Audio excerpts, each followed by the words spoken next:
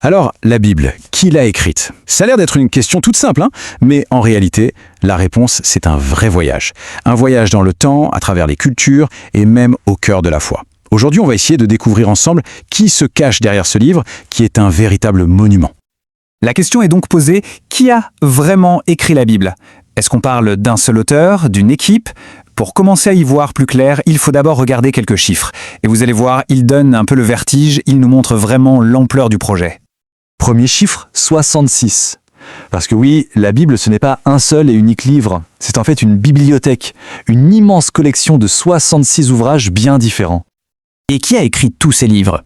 Sûrement pas une seule personne, non. On parle d'une quarantaine d'auteurs humains.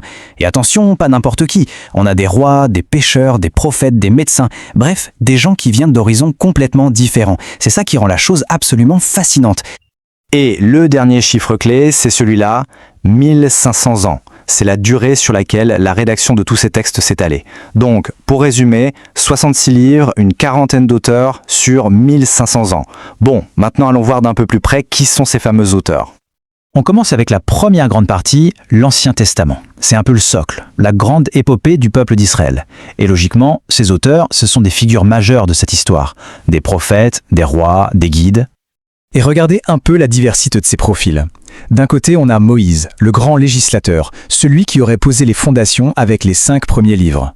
Juste à côté, David, un roi poète. Ses prières, ses chants, les psaumes sont encore lus et chantés aujourd'hui. Son fils Salomon, lui, nous apporte la sagesse avec les proverbes. Et puis, il y a les prophètes, comme Jérémie, qui étaient vraiment les porte-paroles de Dieu à des moments clés de l'histoire. Bien sûr, cette liste est loin, très loin d'être complète. Il y a aussi Josué, Samuel, sans oublier les innombrables scribes qui sont restés anonymes. C'est bien la preuve que la Bible est une œuvre profondément collective. On fait un bond de plusieurs siècles et on arrive à une nouvelle collection de textes, le Nouveau Testament. Là, le décor change. Les auteurs sont maintenant les témoins directs de la vie de Jésus ou alors les fondateurs des toutes premières communautés chrétiennes.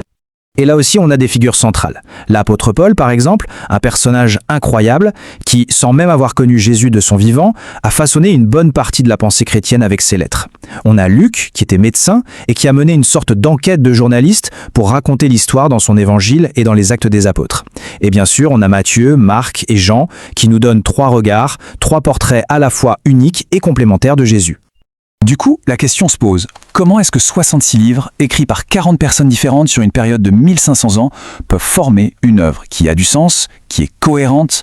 La clé de l'énigme, elle se trouve dans un principe théologique fondamental. Pour la foi chrétienne, la réponse est là.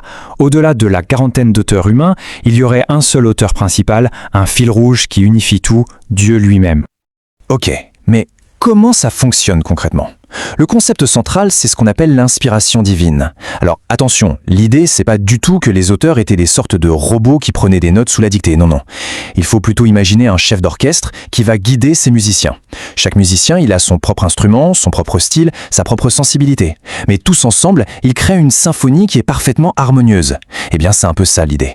Les auteurs ont utilisé leurs propres mots, leur propre personnalité pour faire passer un message qui, au fond, les dépassait complètement. Et c'est justement ça qui rend la Bible absolument unique. C'est une collaboration entre l'humain et le divin. C'est comme une conversation entre Dieu et une quarantaine de personnes, une conversation qui s'est étirée sur plus de 1000 ans d'histoire. Bref, si on devait résumer tout ça, voilà ce qu'il faudrait garder en tête. La Bible, c'est une collection de 66 livres. Elle a été écrite par une quarantaine d'auteurs au profil très varié, des rois, des prophètes, des apôtres, et ce, sur 1500 ans.